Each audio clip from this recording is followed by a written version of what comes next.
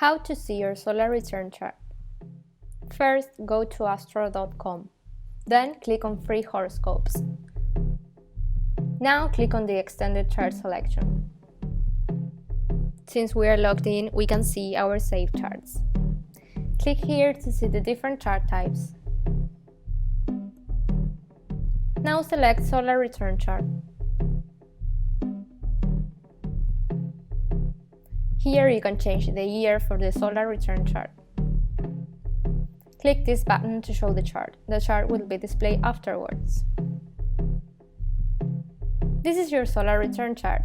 You can save the chart by pressing right-click and then Save.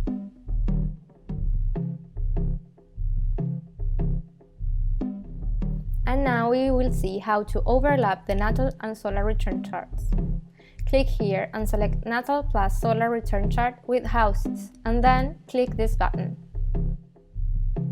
Here we can see the natal chart with the solar return houses around it.